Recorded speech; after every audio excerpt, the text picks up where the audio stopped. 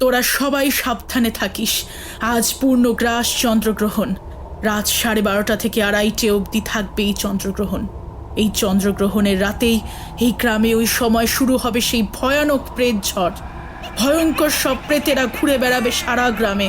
আর তখন কোনো মানুষকে যদি দেখে তারা আর নিস্তার নেই। সেই প্রেতেরা একত্রিত হয়ে আক্রমণ করবে তাকে, আর তার গলা টিপে মেরে ফেলবে। তার সে মৃত্যু হবে ভয়ানক মৃত্যু। তাই কেউ আজ রাতে ওই সময় বাইরে বেরোবি না, আর গ্রামের বাকি সবাইকেও সাবধান করে দিবি। অলোক আজ এসেছে তার বন্ধু পার্থদের বাড়িতে। পার্থর বাড়ি নদিয়া জেলার এক প্রত্যন্ত গ্রামে, চাকদহ স্টেশন থেকে আরো 10 কিলোমিটার ভেতরে। বন্ধুর অনুরোধে অলোক তাদের গ্রামের বাড়িতে এসেছে। 2 দিন থেকেই আবার চলে যাবে। অলোক আর পার্থ ইউনিভার্সিটিতে পড়ার সময় মেসে একসাথেই থাকত। তাদের দুজনের মধ্যে ভালো বন্ধুত্বও ছিল। এরপর পড়াশোনা শেষে পার্থ চলে এসেছিল তার গ্রামের বাড়িতে, আর অলোক চলে গিয়েছিল তাদের শহরের বাড়িতে। এরপর এই 2 বছরের মধ্যে তাদের ফোনে কথাবার্তা ছাড়া আর মুখোমুখি যোগাযোগ হয়নি। এরপর কয়েকদিন আগে একবার ফোনে পার্থ অলোককে আসতে বলেছিল তাদের বাড়িতে। বলেছিল, কতদিন হলো দেখা হয়নি তোর সাথে, একবার এসে ঘুরে জানা আমাদের গ্রামের বাড়ি থেকে। কথা দিচ্ছি তোর এখানে তেমন কোনো অসুবিধা হবে না। এটা গ্রাম হলেও শহরের মতন সমস্ত সুযোগ সুবিধাই কিন্তু পাওয়া যায়। আরে না না, ওরকম ভাবে বলছিস কেন? ঠিক আছে, তুই যখন বলছিস তখন আমি নিশ্চয়ই যাব। সত্যি কথা বলতে আমারও তোকে দেখতে খুব ইচ্ছে করছে। পার্থর কথাতে রাজি হয়ে গেল অলোক। 3 দিন পরে যাওয়ার একটা তারিখ ঠিক করল সে। পার্থ তাকে বলল সে চাকদহ স্টেশনে নামলে সে এসে বাইকে করে তাকে নিয়ে যাবে। সেই মতন ঠিক সময়ে স্টেশনে এসে অলোকের জন্য অপেক্ষা করছিল পার্থ। কিন্তু ট্রেন প্রায় 2 ঘন্টা লেট করাতে অলোকের পৌঁছাতে পৌঁছাতে বিকেল হয়ে গেল।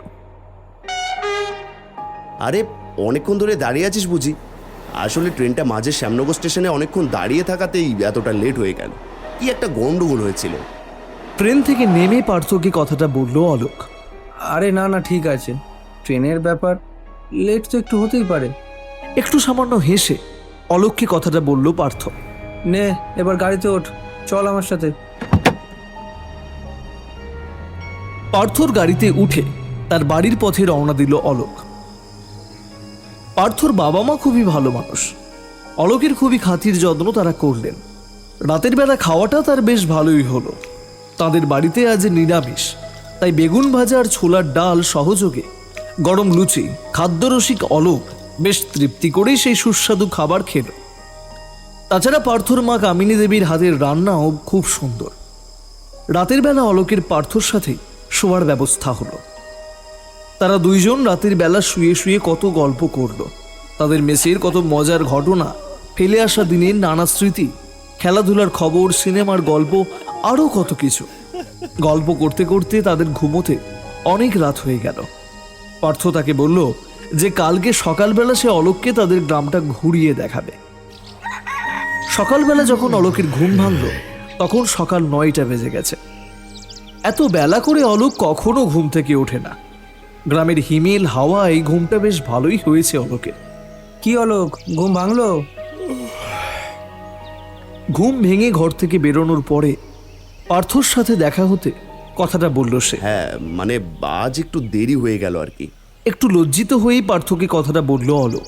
আরে ঠিক আছে, বন্ধুর বাড়িতে বেড়াতে এসেছিস, একটু বিশ্রাম নিবি না? তা আবার হয় নাকি?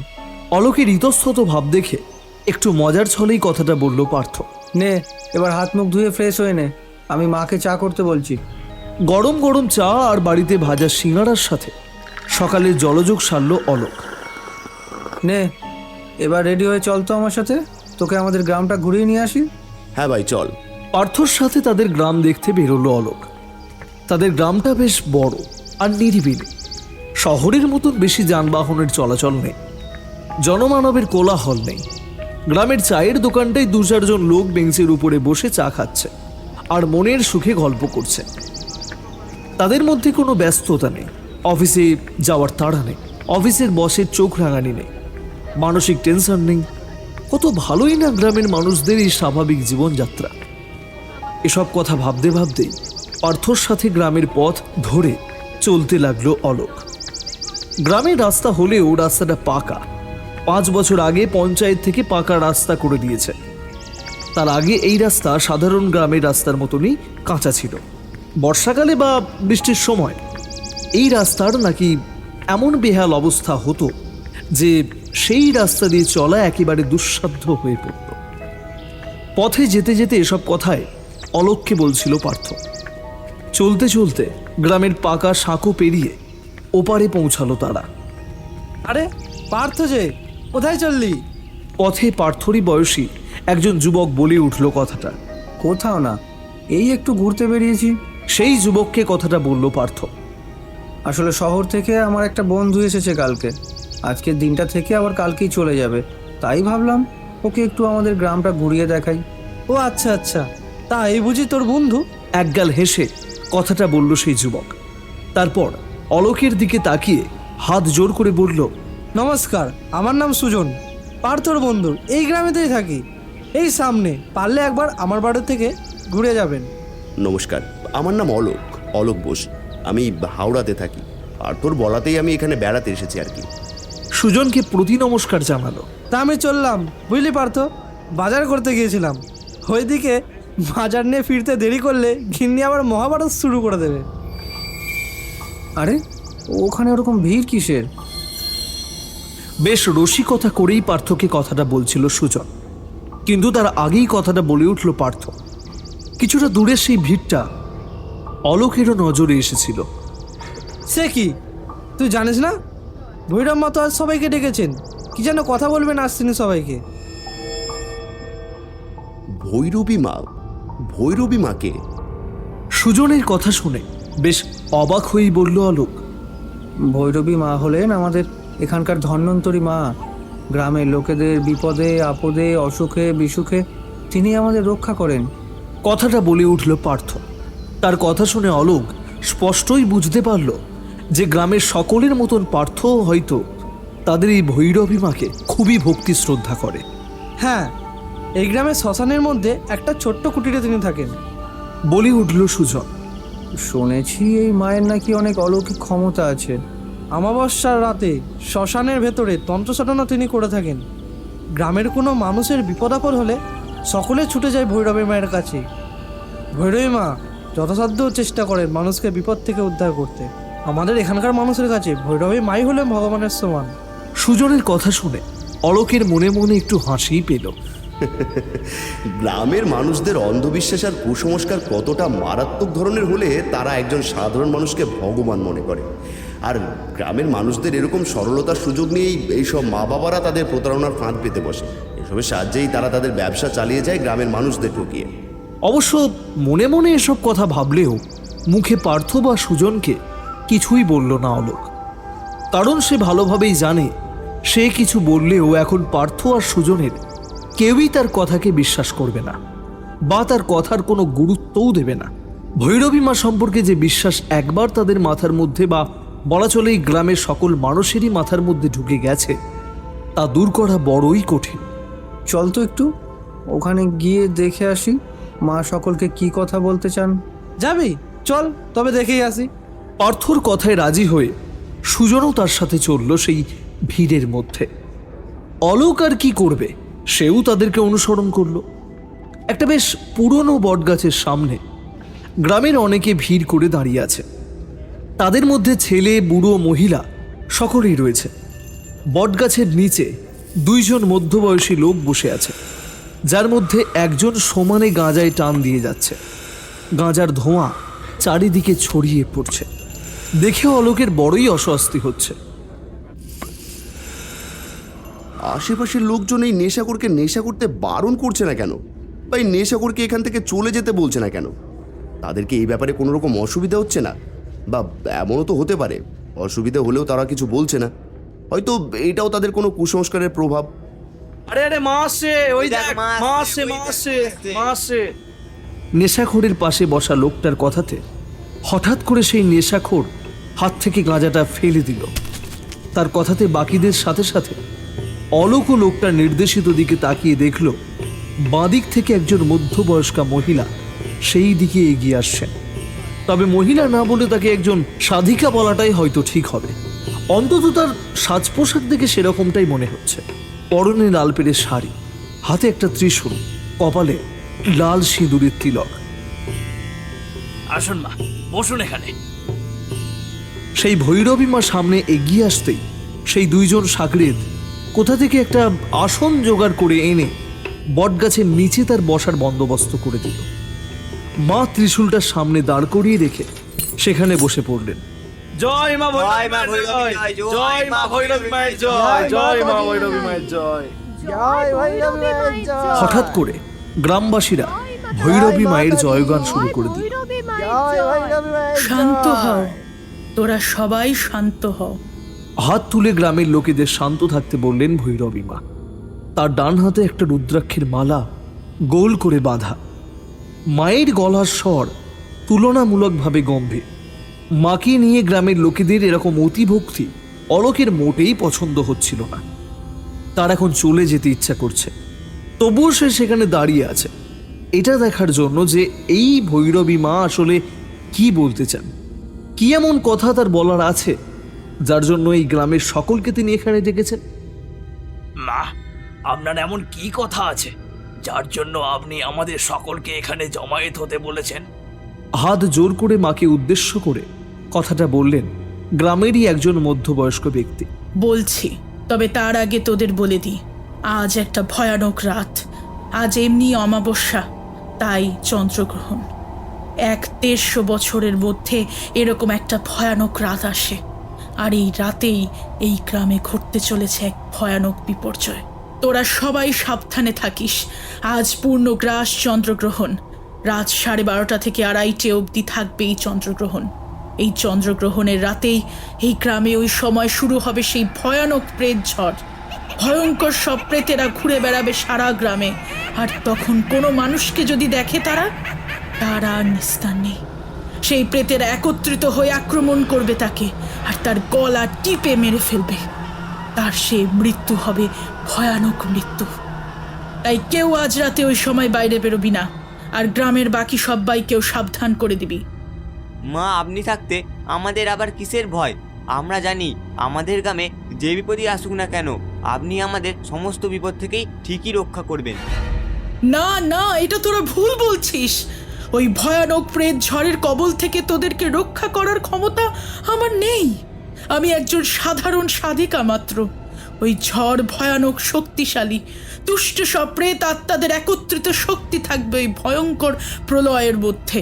গ্রামের একজন ভৈরবী মাকে বলেছিল কথাটা, আর তার জবাবে কথাটা বললেন ভৈরবী মা। তবে আমরা এই বিপদ থেকে মুক্ত হব কি করে মা? যে শক্তিকে আপনি পরাস্ত করতে অসমর্থ, আমরা সেই শক্তির মুখোমুখি হব কি করে? গ্রামের অন্য একজন যুবক বলে উঠল কথাটা। সেই জন্যই তো তোদের বলছি, রাতে তোরা কেউ ঘরের বাইরে বেরোবি না। বাড়ির মধ্যে ওই ভয়ানক শক্তি তোদের কোনো ক্ষতি করতে পারবে না, বলে উঠলেন ভৈরবী মা। তবে তোদের চিন্তা করার কোনো কারণ নেই। শুধু আজকে রাতের জন্য এই ভয়ানক ঝড়ের প্রকোপ থাকবে। চন্দ্রগ্রহণ শেষ হয়ে গেলেই এই ঝড়ের সমাপ্তি ঘটবে। তাই তোদের সবাইকে বারণ করলাম, ওই সময় তোরা কেউ বাইরে যাবি না। যদি যাস তবে তোদেরই ক্ষতির আশঙ্কা থাকবে। নে, এবার তোরা সকলে ঘরেতে যা, আর যারা আজ এখানে উপস্থিত ছিল না তাদেরকেও সাবধান করে দিবি। আমি এখন উঠলাম, চাই একটু ঘরে গিয়ে বিশ্রাম করি।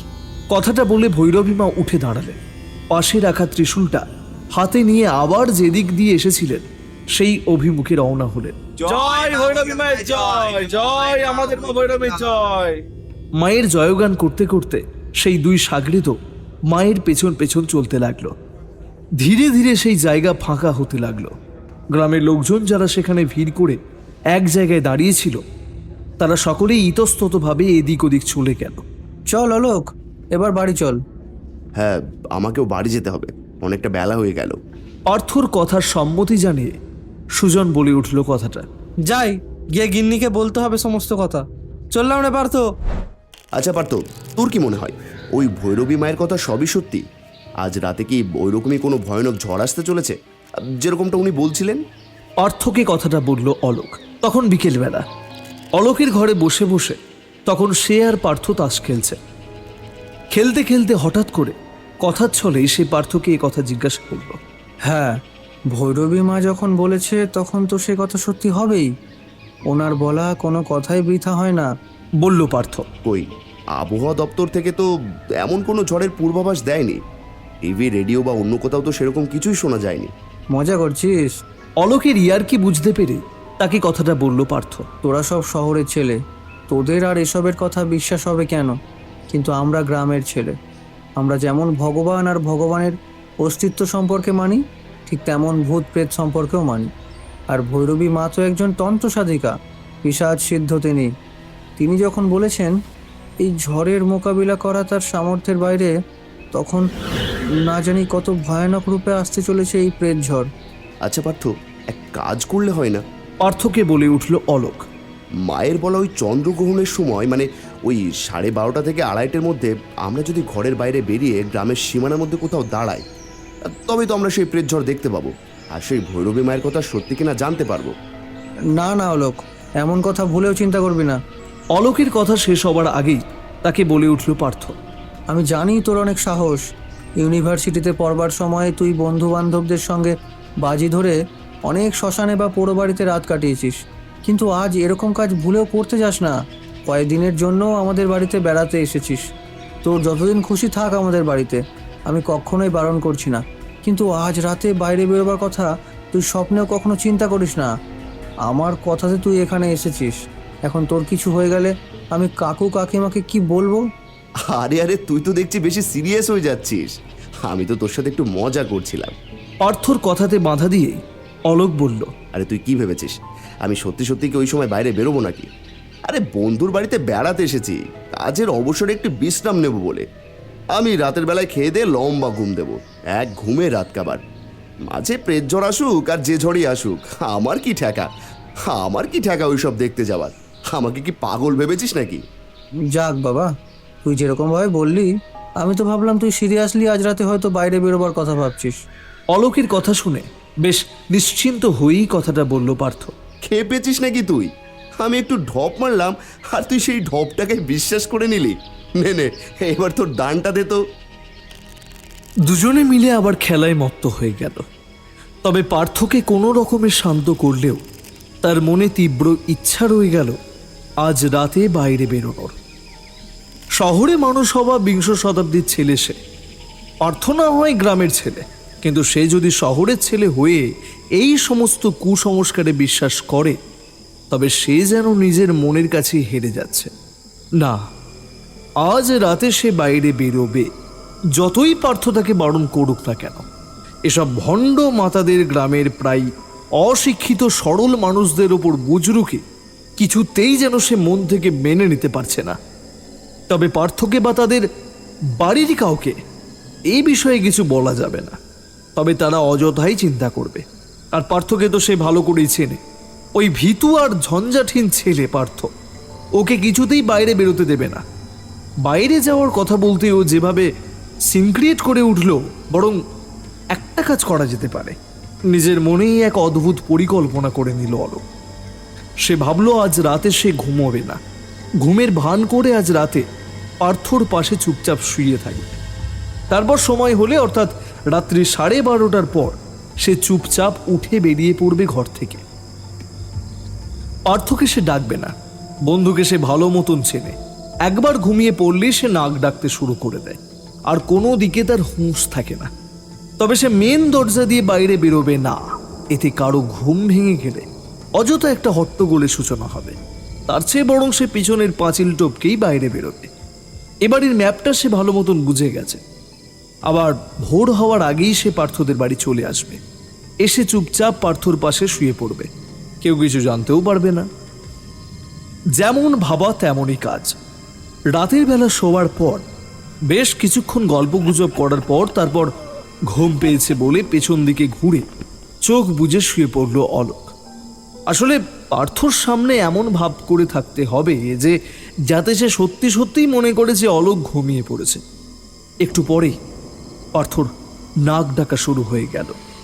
অলোক বুঝতে পারল যে পার্থ ঘুমিয়ে পড়েছে। পাশের টেবিলে থাকা অ্যালার্ম ঘড়িতে তখন সময় দেখল 11:10 বাজে। 12:30 বাজতে এখনো অনেকটা সময় বাকি। না, তাকে কিছুতেই ঘুমালে চলবে না। একবার যখন সে মনস্থির করেছে যে আজ সে বাইরে বেরোবে, তখন সে গ্রামে গিয়ে দেখবেই আজ কি এমন ভয়ানক অভিজ্ঞতার সম্মুখীন হতে হবে যার ইশারা ওই ভৈরবী মা গ্রামের সকলকে দিয়েছে। কি এমন ভয়ানক ঝড় হতে চলেছে যার ভয়ে গ্রামের লোকেরা একদম জড়সড় হয়ে গিয়েছে। আচ্ছা, এর পিছনে ওই ভৈরবী মায়ের কোনো গোপন কার্যসিদ্ধির ব্যাপার নেই তো? এমনও তো হতে পারে যে ওই ভৈরবী মা যাকে গ্রামের সকলে ভক্তি শ্রদ্ধা করে, তিনি আসলে কোনো অসামাজিক কাজকর্ম করেন। গ্রামের সকলকে ভয় দেখিয়ে বাইরে বেরোতে বারণ করে তিনি লোকচক্ষুর আড়ালে এইসব বেআইনি কাজকর্ম করেন। আজ সমস্ত রহস্যের ভেদ তাকে করতেই হবে। তার মনে পড়ে গেল কলেজ বা ইউনিভার্সিটিতে পড়ার সেই দিনগুলোর কথা। একবার তো এক পুরো বাড়িতে সারা রাত নোংরার মধ্যে মাদুর পেতে বসে মশার কামড় খেয়ে সারা রাত কাটিয়ে দিয়েছিল। শুধু মশা নয়, একটা বড় আকারের ছুঁচোও তো কামড়ে দিয়েছিল তাকে। তখন অবশ্য তার বয়সটা কিছুটা কম ছিল, শরীর আর মনের জোরও ছিল। এখন বয়স তার কিছুটা হয়েছে বটে, তবে অলোক বোস কোনোদিনও কোনো ব্যাপারেই পিছিয়ে আসতে শেখেনি। আর যে ব্যাপারে সে একবার যে ধরে তার শেষ সে দেখেই ছাড়ে। এইসব কথা ভাবতে ভাবতে অনেকটা সময় হয়ে গেল। এখন ঘড়িতে বাজে 12:35। এইবার অলোককে উঠতে হবে। নিঃশব্দে উঠে পেছনের পাঁচিল টপকে বাইরে বেরিয়ে এলো সে। বাইরে এখন সবকিছু শান্ত, নিস্তব্ধ। বাইরের পরিবেশটা রাতের পরিবেশ ঠিক যেমন হয় তেমনই, তবে অমাবস্যা আর চন্দ্রগ্রহণ থাকাতে এখন গ্রামটা বেশ অন্ধকার। একটা টর্চ সঙ্গে করে নিয়ে এলে ভালো হতো, কিছুই যে দেখা যাচ্ছে না। তবুও এই গ্রামের রাস্তাটা অলোকে চেনা বলে সে সামনের দিকে এগোতে লাগলো। গ্রামটা এখন বেশ নির্জনে। ঝড় তো দূরের কথা, কোথাও একটু জোরে হাওয়ার আভাস মাত্রও পাওয়া যাচ্ছে না। অযথাই ভৈরবী মা সকলকে ভয় দেখাচ্ছিল। সে চলতে চলতে ধীরে ধীরে সাঁকুর কাছে চলে এলো। হঠাৎ করে সে তার পেছন দিকে একটা অদ্ভুত রকমের শব্দ শুনতে পেল। শব্দটা কেমন যেন একটা গোঙানির শব্দ, যেন কেউ ঠিক অলোকের পেছন দিকে দাঁড়িয়ে খুবই চাপা স্বরে কাঁদছে। বেশ অবাক হয়ে পেছন দিকে তাকালো অলোক। এত রাত্রে কে এসে দাঁড়িয়েছে তার পেছনে, আর সে হঠাৎ কাঁদছেই বা কেন? কিন্তু অলোক অবাক হয়েই দেখল তার পেছনে এখন কেউই নেই। এবার কিন্তু অলোকের বেশ গা ছমছম করতে লাগলো। এত রাত্রে এই নিস্তব্ধ পরিবেশে হঠাৎ কার কান্নার শব্দ শুনতে পেল অলোক? আর ঠিক তখনই তার সামনের দিক থেকে অনুরূপ গোঙানির শব্দ শুনতে পেল সে। কিন্তু সামনেও তো কেউ দাঁড়িয়ে নেই। ঠিক সেই মুহূর্তে অলোককে অবাক করে দিয়ে এক ভয়ানক ধুলোর ঘূর্ণিঝড় আসতে লাগলো অলোকের সামনে। আর সেই ঘূর্ণিঝড় যেন অলোকের গায়ের ওপর দিয়ে চলে গেল অলোকের পেছন দিকে। ঘূর্ণিঝড়ের ভয়ানক দাপট সহ্য করতে না পেরে অলোক মাটিতে ছিটকে পড়ল। সেই সময় অলোকে বিভৎস হাসির শব্দ শুনতে পেল। একজন দুইজন নয়, যেন একসাথে অনেক মানুষ ভয়ানক অট্টহাসি করে উঠছে। না, মানুষ নয়, এই হাসি মোটেই কোনো মানুষের হাসির শব্দ হতে পারে না। সেই মুহূর্তে অলোক যা দেখল, এমন ভয়ানক দৃশ্য সে স্বপ্নেও মনে হয় কখনো দেখেনি। সাঁকোর দিক থেকে অনেকগুলো কাটা মাথা এগিয়ে আসছে তার দিকে। মাথাগুলো কেউ যেন ধর থেকে কেটে আলাদা করে দিয়েছে। মাথার নিচের অংশটা রক্ত মাখা দেখে সেরকমটাই মনে হচ্ছে, তবে মাথাগুলো প্রাণহীন নয়, তারা হাসছে। হ্যাঁ, তাদের অমানসিক হাসির শব্দই এখন শুনতে পাচ্ছে অলোক। আর সেই কাটা মাথাগুলো শূন্যে উঠতে উঠতে তার দিকে এগিয়ে আসছে। একটা নয়, দুটো নয়, কমপক্ষে 10টা মাথা আছে ওখানে। ভীষণ রকম ভয় পেয়ে গিয়ে অলোক চিৎকার করতে চাইল, কিন্তু তার গলা দিয়ে যেন স্বর বেরোচ্ছে না। অলোক উঠে দাঁড়ালো। তাকে যে করেই হোক এখন এখান থেকে পালাতেই হবে, কিন্তু পালাবে কিভাবে? সেই কাটা মাথাগুলো এখন তাকে চারিদিক থেকে ঘিরে রেখেছে। তার শরীরকে কেন্দ্র করে এখন সেই মাথাগুলো বিকট রকমের হাসি হাসতে হাসতে পাক খাচ্ছে। এই ভয়ানক পরিস্থিতি থেকে অলোক মুক্ত হবে কি করে? সেই কাটা মাথাগুলোর সাথে লড়াই করে তাদেরকে সেই জায়গা থেকে সরিয়ে দিয়ে তাকে পালাতে হবে সেই স্থান থেকে। এমন সময় হঠাৎ আরও একটা বিকট রকমের ঘূর্ণিঝড় এসে উপস্থিত হলো অলোকের সামনে। সেই ঘূর্ণিঝড়ের তীব্রতা এতটাই বেশি যে তার আশেপাশের সবকিছু যেন কেমন ধোঁয়াময় হয়ে গেছে। সেই ধোঁয়ার আস্তরণে কোনো কিছুই ভালো মতো দেখতে পাচ্ছে না অলোক, কিন্তু সেই হাসির শব্দ সে স্পষ্টই শুনতে পাচ্ছে। বরং সেই হাসির শব্দ যেন আরও বেশি জোরালো মনে হচ্ছে। হঠাৎ করে ধোঁয়ার আস্তরণটা একটু স্পষ্ট হতে ধোঁয়ার মধ্যে দিয়ে একটা মানুষকে তার দিকে এগিয়ে আসতে দেখল অলোক। আর সেই কাটা মাথাগুলোও কোথায় যেন মিলিয়ে গেল। যে মানুষকে এই মুহূর্তে দেখছে অলোক, সেই মানুষটা সম্পূর্ণ উলঙ্গ, শরীর ধর থেকে মাথাটা কাটা। এই ভয়ঙ্কর মানুষকে দেখে ভয়ে চমকে উঠল অলোক। এক পা করে পেছন দিকে সরে যেতে লাগলো সে। কিন্তু সেই ভয়ানক মূর্তি একদম অলোকের সামনে চলে এসেছে। সে তার ডান হাত দিয়ে অলোকের গলাটা টিপে ধরল। সেই ভয়ানক মূর্তির বাহুবন্ধনী থেকে অলোক কিছুতেই মুক্ত হতে পারছে না। তার মনে হচ্ছে তার ধীরে ধীরে দম বন্ধ হয়ে আসে। এমন সময় এক তীব্র নীল আলোর ঝলকানিতে চমকে উঠে হাতটা সরিয়ে নিল সেই ভয়ঙ্কর মূর্তি। বাহুবন্ধনী থেকে মুক্ত হয়ে অলোক যেন হাঁপ ছেড়ে বাঁচল। কিন্তু তাকে এই ভয়ানক বিপদ থেকে উদ্ধার করল কে? ডান দিকে তাকিয়ে অলোক দেখল ত্রিশূল হাতে সেখানে দাঁড়িয়ে আছে স্বয়ং ভৈরবী মা। এই ভৈরবী মাই তাহলে আজ সেই বিপদ থেকে রক্ষা করেছে। আর তিনি ভৈরবী মায়ের কথা অমান্য করে কি ভুলটাই না করেছেন। কিন্তু অবাক হয়ে অলোক দেখল সেই ভয়ানক শয়তান ভৈরবী মায়ের দিকে এগিয়ে আসছে। নিশ্চয়ই সে মায়ের কোনো ক্ষতি করতে আসছে। মা, মা সাবধান। অলোকের কথা শেষ হওয়ার আগেই মা তার হাতের ত্রিশূল বাড়িয়ে ধরলেন সামনের দিকে। আর সেই ত্রিশূল থেকে নীল আলোর রশ্মি বেরিয়ে সেই দানবের গায়ে গিয়ে লাগলো। সেই রশ্মির ছটায় সেই দানব মাটিতে পড়ে গেল। সেই ত্রিশূলের শক্তির সামনে সেই দানব যে পরাজিত সেটা স্পষ্টই বোঝা যাচ্ছে। তুই বাড়ি যা বেটা, ওই শয়তান কিন্তু যে কোনো সময় আবার আক্রমণ করতে পারে।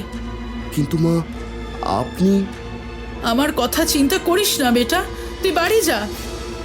শান্তভাবে ভৈরবী মাকে কিছু একটা বলতে যাচ্ছিল অলোক, কিন্তু তার আগেই কথাটা বলে উঠলেন ভৈরবী মা। সত্যি কথা বলতে এখন অলোক খুবই অনুতপ্ত, তাই এখন কিছু বলার মুখও তার নেই। তুই নিরাপদে বাড়ি চলে যা, এই শয়তানকে আমি দেখছি।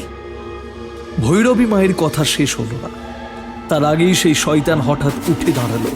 আর তার দুই হাতের মুঠো খুলে দিতে দুটো বৃহৎ বৃত্তাকার আকৃতির সাদা ধোঁয়ার মতো জিনিস এসে ভৈরবী মায়ের বুকে এসে লাগলো। আর সেই আঘাত সহ্য করতে না পেরে মা হঠাৎ উড়ে গিয়ে ছিটকে পড়ল প্রায় 2 হাত দূরে। তার হাতে ত্রিশূলটাও দূরে ছিটকে পড়ল। মা, মা, মা।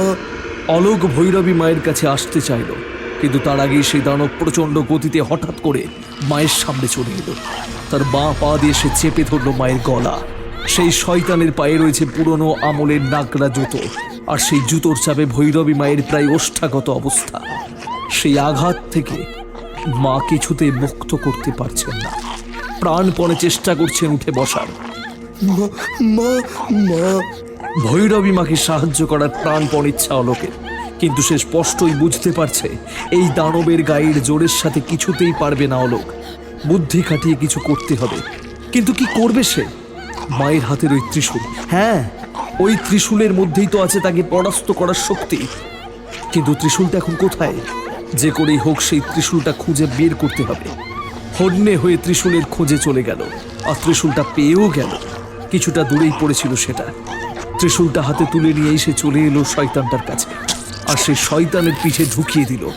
কিন্তু অলোক অবাক হয়ে দেখল যে সেই ত্রিশূলের আঘাতে সেই শয়তানের কিছুই হলো না, বরং সেই শয়তান ভৈরবী মাকে ছেড়ে দিয়ে ঘুরে গেল অলোকের দিকে, আর নিজের নাকড়া জুতো পরিহিত পা দিয়ে সজোরে আঘাত করলো অলোকের বুকে। হঠাৎ এই রকম আঘাত সহ্য করতে না পেরে অলোক পড়ে গেল মাটির ওপর।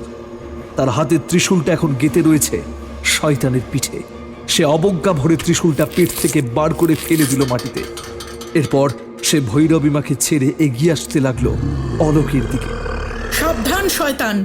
মা ততক্ষণে উঠে দাঁড়িয়ে আবার সে ত্রিশূলটা তুলে নিয়েছেন। তার মুখ দিয়ে তখন রক্ত বেরোচ্ছে।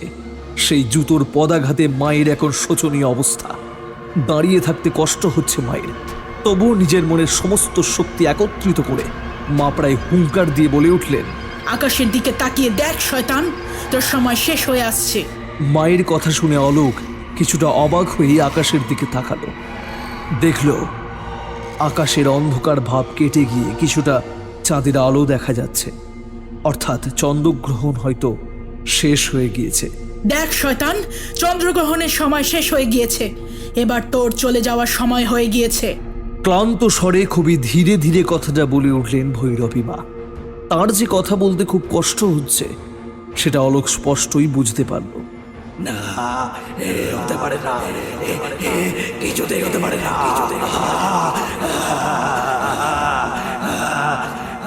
হঠাৎ করে একটা ভয়ানক চিৎকার শুনতে পেয়ে অলোক সেই দানবের দিকে তাকিয়ে দেখল যে কাটা মুন্ডুগুলো হঠাৎ অদৃশ্য হয়ে গিয়েছিল সেই মুন্ডুগুলো আবার ফিরে এসেছে। আর সেই কাটা মুন্ডুগুলো একসাথে ভয়ানক রকমের চিৎকার করে উঠেছে। আর ঠিক সেই মুহূর্তে অলোক তার চোখের সামনে যে দৃশ্য দেখল সেটা কোনো হিন্দি হরর সিনেমাতেই সম্ভব। সেই কাটা মুন্ডুগুলো হঠাৎ করে কালো কাকের রূপ ধারণ করে কা কা করতে করতে উড়ে চড়ল দূরের আকাশের দিকে। আর সেই মুন্ডুহীন বিরাট শরীরটা হঠাৎ কোনো এক ভয়ঙ্কর বিস্ফোরণে যেন জ্বলে গেল। কয়েক মুহূর্ত পরে তার আর কোনো অস্তিত্বই সেখানে দেখা গেল না। হঠাৎ করে একটা শব্দ শুনে অলোক সামনে তাকিয়ে দেখল ভৈরবী মা মাটিতে পড়ে গেছেন। মা মা মা অলোক এগিয়ে গেল ভৈরবী মায়ের দিকে। আপনার কিচ্ছু হবে না মা, আমি এখনই আপনাকে হাসপাতালে নিয়ে যাওয়ার ব্যবস্থা করছি। না বাবা না, আমি বুঝতে পারছি আমার সময় শেষ হয়ে আসছে, আমি আর বাঁচবো না। কাতর স্বরে কথাটা বলে উঠলেন ভৈরবী মা। তবে মারা যাওয়ার আগে আমার এইটুকুই আনন্দ হচ্ছে, এই গ্রামের সকলকেই আমি এই প্রেত ঝড়ের কবল থেকে রক্ষা করতে পেরেছি। যে গ্রাম আমাকে আশ্রয় দিয়েছিল সেই গ্রামের কারোরই কোনো ক্ষতি হতে আমি দিইনি। না মা, আপনি আমার জন্য। অলোকের চোখে জল চলে এলো। সে এখন ভৈরবী মায়ের পাশেই বসে আছে। তার জন্যই তো তার এই অবস্থা। এই দুষ্ট দানবের হাতে প্রাণ হারাতে হচ্ছে তাকে। না বাবা, তুই নিজেকে দোষ দিস না। মনে রাখিস, কারো মৃত্যুর জন্য কেউ কখনো দায়ী হতে পারে না। মৃত্যু সবার অদৃষ্টে লেখা থাকে। তুই না আসলে এখানে এই সময় হয়তো অন্য কেউ আসতো, আর তাকে বাঁচাতে আমি অবশ্যই এখানে আসতাম। কিন্তু মা আপনি। এবার তুই নিরাপদে বাড়ি যা বাবা, আর কোনো ভয় নেই। চন্দ্রগ্রহণ হয়ে গেছে, ওই দুষ্ট দানব আর কখনোই আসতে পারবে না, কখনো না। না মা, আমি আপনার চিকিৎসা না করিয়ে। এটা আমার আদেশ বাবা। এই গ্রামে শুধু একজনেরই আদেশ চলে, তা হলো ভৈরবী মায়ের আদেশ। এই আদেশ অমান্য করার সাহস কারো নেই। কথাটা ভৈরবী মা বেশ জোরের সাথে বলার চেষ্টা করেও বলতে পারলেন না। ভৈরবী মায়ের কথা শুনে অলোক উঠে দাঁড়ালো, আর কোনো কথা বলল না।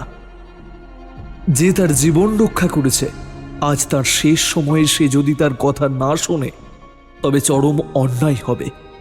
সে ঘুরে যাওয়ার চেষ্টা করল। এমন সময় তার উদ্দেশ্যে আবার কথা বলে উঠলেন ভৈরবী মা। আর হ্যাঁ, আর একটা কথা বাবা। মায়ের কথা শুনে আবার তার দিকে ফিরে তাকালো অলোক। আর হ্যাঁ, আর একটা কথা বাবা, তোকে বাঁচাতে গিয়েই যে আমি প্রাণ হারিয়েছি সেটা গ্রামের কাউকে বলিস নে যেন। এমনকি তুই যাদের বাড়ি বেড়াতে এসেছিস তাদেরকেও বলবি না।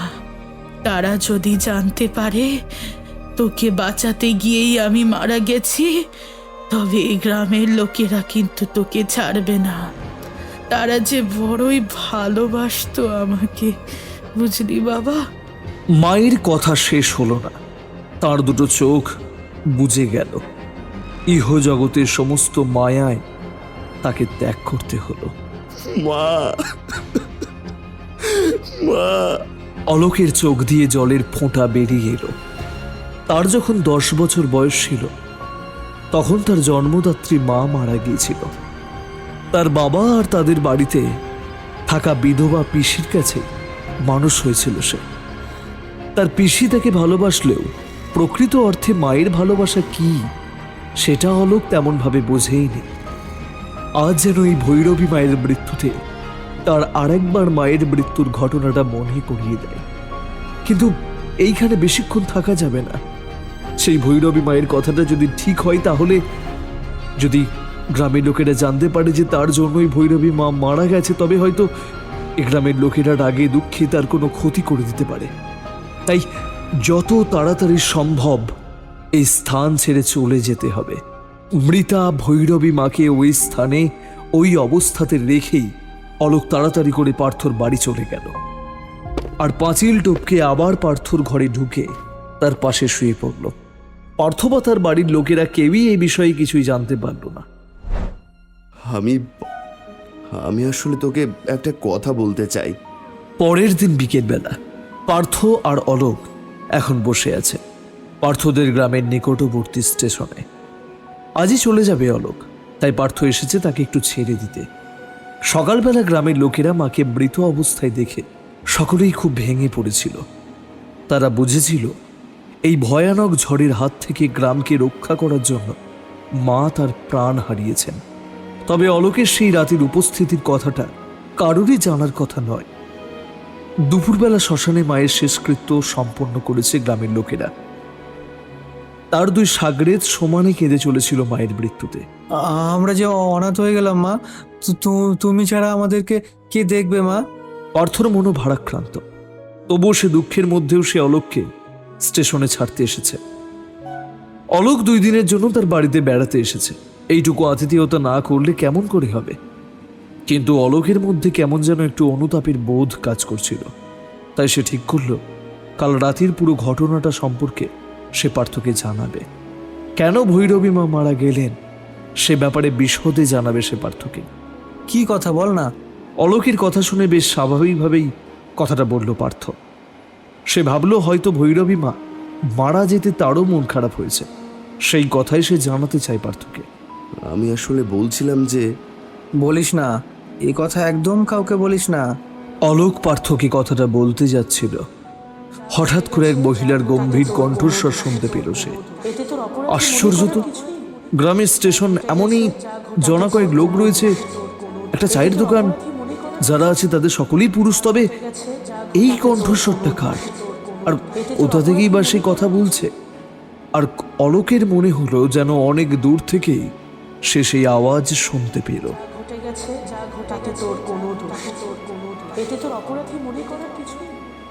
এবার গলার আওয়াজটা স্পষ্ট বুঝতে পারল অলোক। এই যে ভৈরবী মায়ের গলার আওয়াজ, কিন্তু তিনি এখানে কিভাবে আসতে পারেন? কি হলো অলোক, তুই কিছু বলবি বলছিলি না? অলোককে কথাটা বলল পার্থ।